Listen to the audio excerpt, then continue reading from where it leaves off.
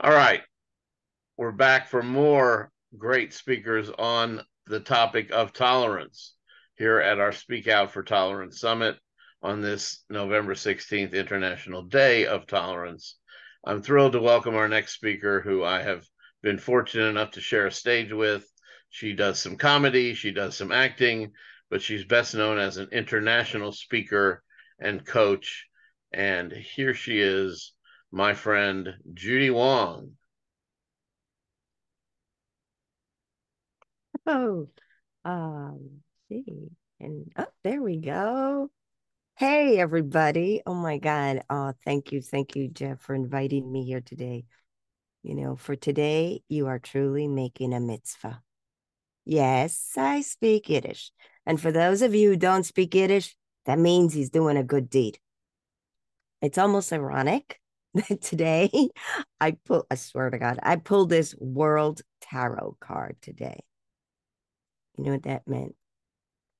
You have freed yourself from toxic influences weighing you down, and you are exactly where you need to be. And I believe today that is so true. Yes, it's time. It's time we speak up for tolerance. The truth is that intolerance is truly born out of ignorance.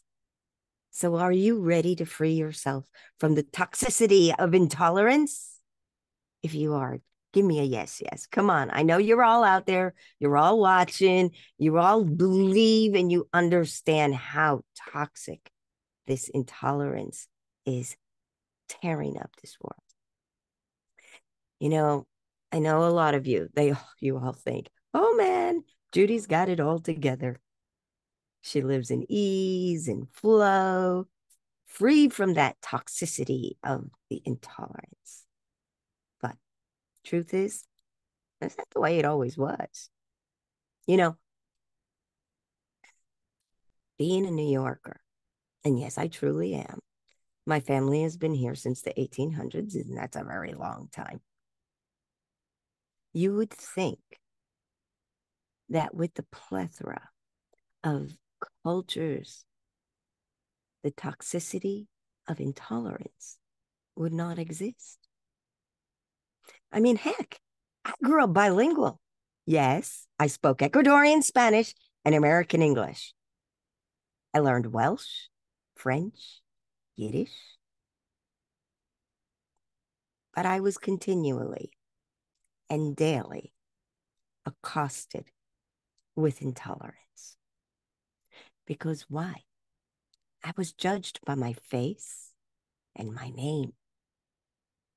I was regularly persecuted for being Chinese, even though honestly, the only damn thing I knew about being Chinese was my face and my name.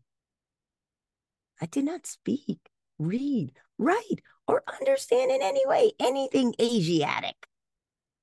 Seriously. One day, a teacher at my school, I was in elementary school, I think I was in third grade or something crazy like that. This teacher was teaching us all about the Chinese horoscopes. We always hear about that stuff during the right holidays. And I got so excited. I came running home and I said, "Hey, mom, I know something Chinese." And she almost beat the crap out of me and went, "What the heck would you know about being Chinese?" Wow. That was when it occurred to me. I really was not Chinese. I mean, even though everyone at school seemed to think so. And when I was at school, a girl couldn't do cool things like woodworking and fixing cars. And I really liked fixing cars. But when I asked to be in the woodworking class, I was told, mm-mm, sorry, honey. You girls, you need to stick to your sewing classes and your cooking classes and your home ec classes. Really? Well, I made up for it years later because I became a professional woodworker. Ah, also, though, years later, And I thought this stuff, when I was younger in the 60s, was all cleaned up. I thought, oh, we're in a new world, a better world, one that does not have all this intolerance. And yet, years later, when I got my master's degree to become an international English educator, I had trouble getting a job. And I didn't realize why until when I got my first job with a university for a school. And I walked into my boss, the chairman of the department, and the first words out of her mouth was, "What do you mean you don't speak Chinese?" I was like, holy cow. I thought I was being hired to teach English. What a wake up that was. You know, that is when I decided and began this journey to educate and work towards eradicating the ignorance and the toxicity of intolerance. You know, in the toxicity that kind of exists within ethnicities, like me, genders, like me, the girl who wanted to be the car mechanic, cultures, the New Yorker that really didn't understand what everybody else was talking about. And yes, these days, age. So these days, yeah, I work with all of us who are way the hell over 60. And yeah, I really am. I swear to God, Dorian Gray paintings in the closet. Just don't look. Did you know that humans live to 100 or more these days? So technically, that makes us youngins. So I charge you, help me stamp out ageism because it's just as toxic as ethnicity, intolerance, gender intolerance, cultural intolerance. And you know what? I really believe humankind, we're a hell of a lot better than that. And I really love the fact that what Jeff's doing. And honestly, the league is a really good cause. There are people who care. People who, like me, are trying really hard to stamp out this toxicity of intolerance because the world needs a better humankind. So today, I just wanted to throw it out there for you, Jeff. For your top donor, only for today, whoever your top donor is, send me their name. And I am giving them a free 60-minute session with me, which, believe me, that's a very expensive session. You get a free 60-minute session with me to begin to heal your wounds from intolerance, because the toxicity of intolerance really does hurt us. And it's time we stop hurting. So please do the right thing. Help the people who need to help all of the rest of us. I love you guys. And if you happen to be a woman who is way the hell over 60 like me, and you really, really want to find that fountain of youth, which, by the way, is not a fountain of youth, it's a fountain of life, please join me. Because I do have a class that, I will send you guys the link if you're interested. Um, it I take us youngsters out of the dark pit of old Let's clear the toxic crap out of our lives. Because, the truth is, I'm an energy accelerator. I really am an energy healer, besides being a life coach. And the truth is, when you clean the toxicity out, your health will improve. The abundance starts flowing, the energy explodes, and humankind needs to raise the energy of the world. Because I truly believe through light and love and high energy vibration, we will rout out the darkness. So remember, my friends, listen to the whispers of your soul. Knowledge is knowing you're older. Wisdom is knowing life ain't over yet. It's not a fountain of youth. It's about a fountain of life. So join me. Let's start living life for living. Let's get rid of the toxicity of intolerance. Let's help educate the world that humans, and we are humans. I used to be a science teacher. There's only one race that exists. Honest to God, it's humans, unless we grew these fuzzy ears and tails. Um, let's celebrate humankind. It's a pretty damn cool race. Thank you, Jeff. Thank you, Judy, so much. Um, let's see. There we go. So we have a little bit of time left in your slot. Tell me a Hollywood story about where you overcame some intolerance. Oh my God. I'll have to give you a really bizarro, funny Like a story. 4 minute Hollywood story. A 5 minute, 4 or 5 minute Hollywood story. Oh my God, of intolerance. You know, I was 13 till I was 30. Really, truly. Mhm. Um, and I remember there was this one commercial audition that I went to, and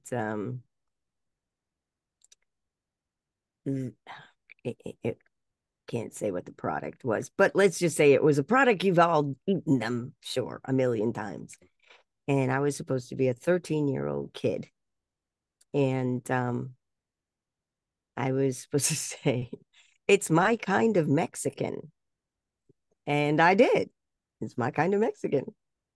And I was told, oh, that was great. Now, can you say it like this? And I went, what? And then they brought in this Italian young man who was the advertising executive. The casting director looked at him and said, he knows exactly how it should sound. And he came in and went, so I proceeded to do 20 voiceover takes of until it was completely and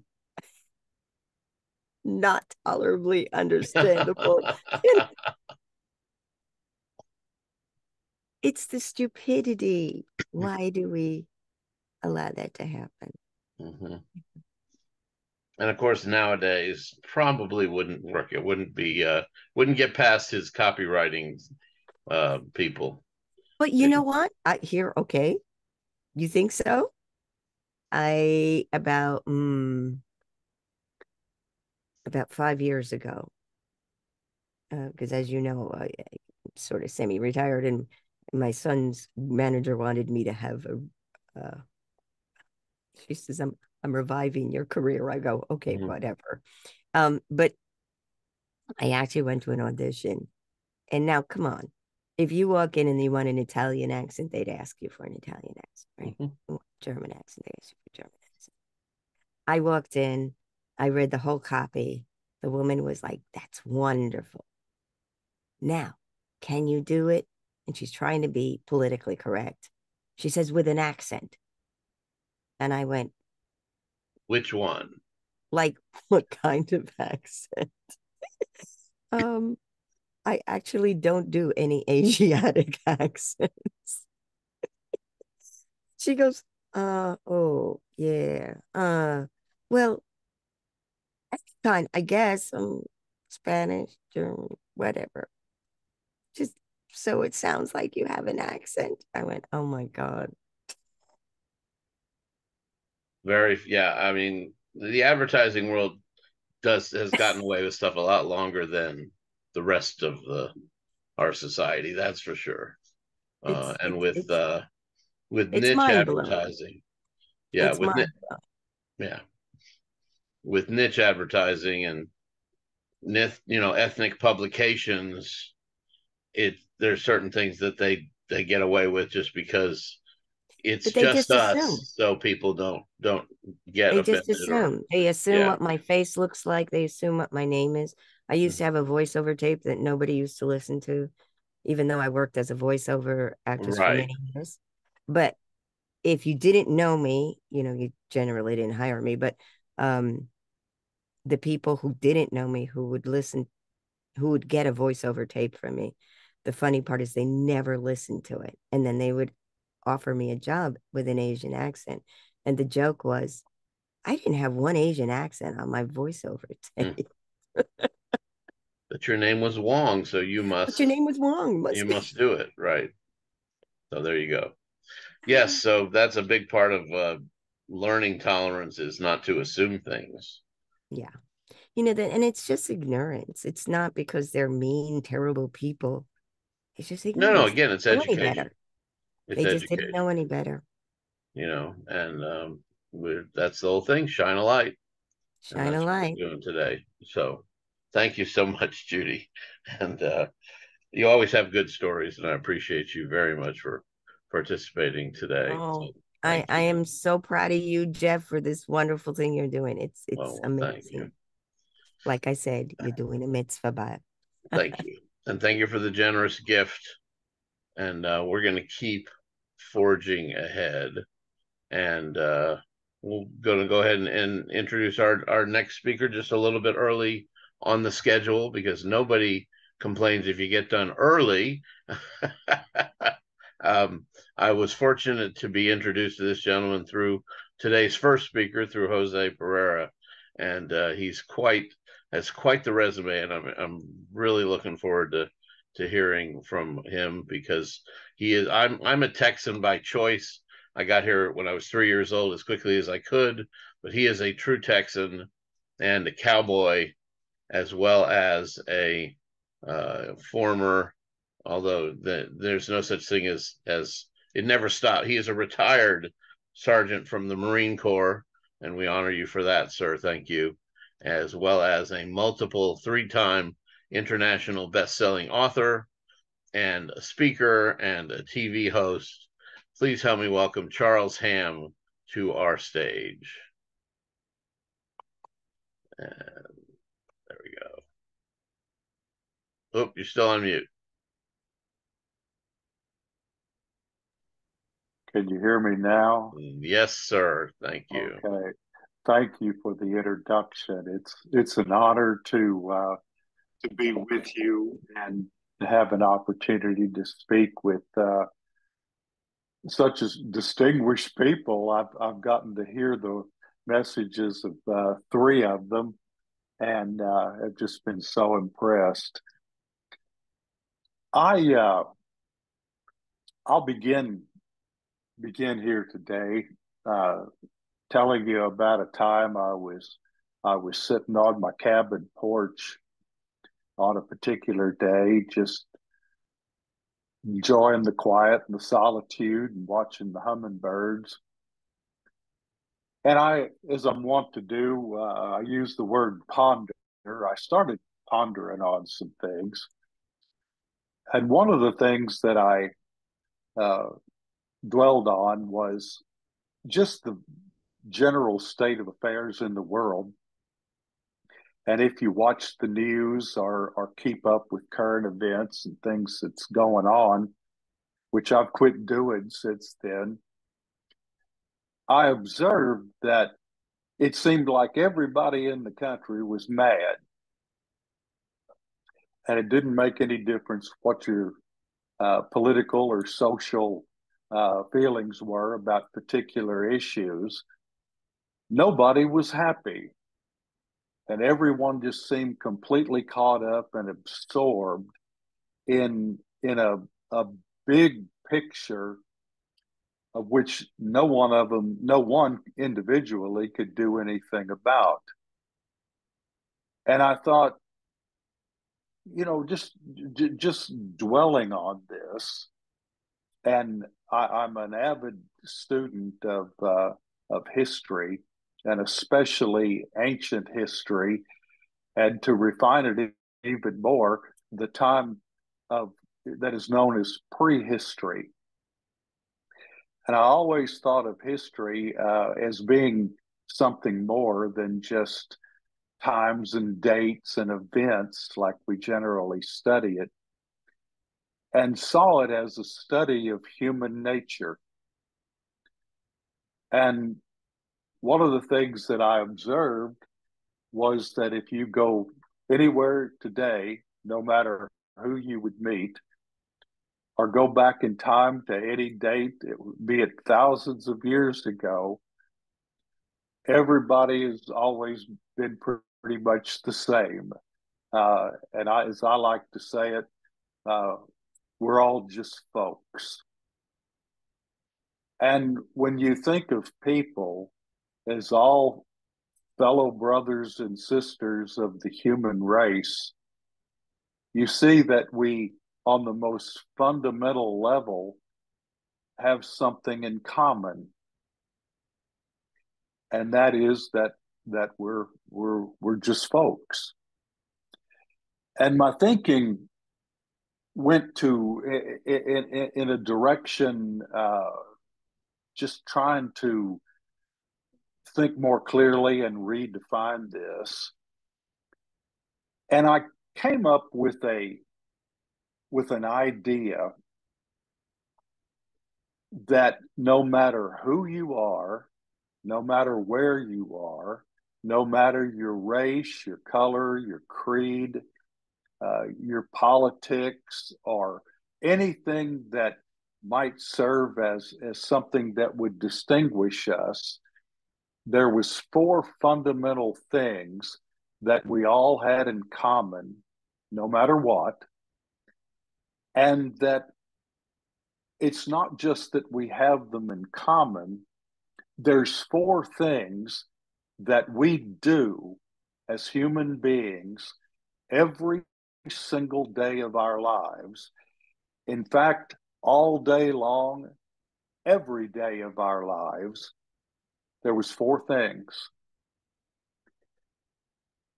And the first one that came to mind is that we all do things. The second is we all say things. The third is we all think things. And the fourth was we all feel things. So we do, we speak, we think, and we feel. And I want to ask you a question that I like to ask everybody. Stop and think for a moment. When was the last time you ever heard anyone referred to as wise? We have different honorifics that we give to people. We say they're smart. We say they're a genius. They're an expert. But I started thinking about that, and I couldn't recall ever hearing anyone referred to as being wise. And I came up with what I called the four golden questions for the four things that we do every day, all day long as human beings. And the first one was, what would a wise person do if you're about to take some action and it's of consequence and not just the routine things that we just do every day, but you have to make a decision about doing something or not doing something. What would be the wise decision? And I realized that sometimes the wise thing to do is nothing at all. That could be the answer to your question. The second thing is, what would a wise person say? If you're about to speak in a matter of some consequence, either to yourself or to others, what would be the wise thing to say that would be positive and uplifting and helpful, and not have some negative consequence? And again, I realized that the answer to this question, quite often, maybe more so than any other, would be just sit there and keep your mouth shut. Don't say anything. Uh, be a few words. And then the third thing was, what would a wise person think? And I'm starting to internalize this now, because all day long, every day, our minds are occupied in one way or another in thought. What are you thinking about? I realized I can control my thoughts. If I was allowing my mind to drift off on the negative things and unforgiving things, I could go on and on. I realized I could say, wait, stop. Think about something else. This isn't helping you, and it's serving no purpose at all, except to keep you upset about something. Most likely is not something you can't do anything about. And so I tried to clear up my head and my mind and not allow myself to dwell on those types of things. That seemed like the wise answer to the question. And then the fourth thing is, what would a wise person feel? Now you're talking about your heart, your emotions. What is in your heart? If it's filled with anger and greed and envy and jealousy and strife and any number of things like that I could name, what is that doing to you? What would a wise person be uh, feeling? And I found out that, just like with your thoughts, you can clean up your heart and make changes and be a person that feels love and joy and peace and patience and kindness, forgiveness, gentleness, self-control. Those are the things that you can control. And so coming to this awareness completely changed my life and the way I look at things about me. And it also gave me a perspective about other people. We're all different. We think different things and believe different things, but everybody has a right to their own thoughts. Everyone has a right to their own thinking. And I wasn't going to allow that to be a barrier between them and me. I don't really care what you think. If you're a fellow human being, then you're my brother or my sister. And I like to say to people, there's no way in the world you can make everybody love everybody else. But you can, And the differences are swept aside when we love one another, even if it's not reciprocated, to just love people and be understanding of people and recognize that they come from all different sorts of backgrounds, and we don't and won't ever agree with everybody on everything, but it doesn't matter. We can love one another, or at least we can, and it'll make all the difference in the world.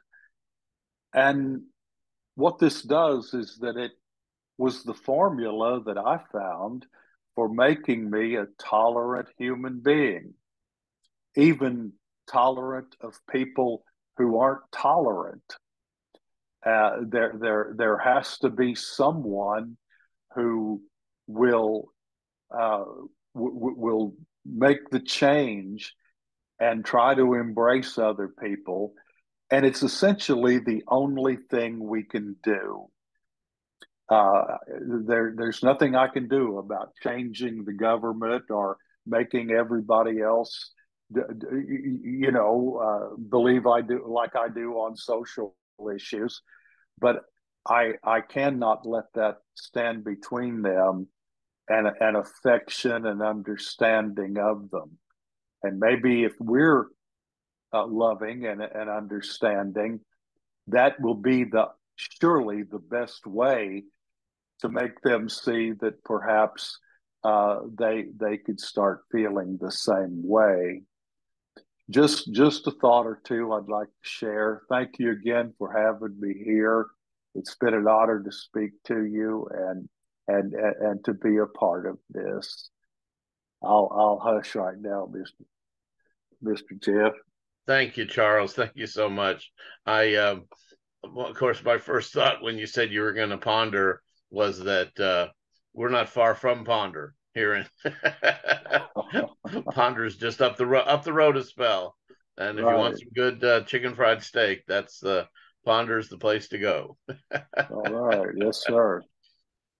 So anyway, we have a world famous place called I think it's the Ranchman's or Cattleman's Steakhouse in Ponder, Texas, where they literally world famous chicken fried steak. Anyway, sorry to digress there a minute, but I Is that do where Ponderosa came from? No, that's a whole other thing. different words, but it seems yeah.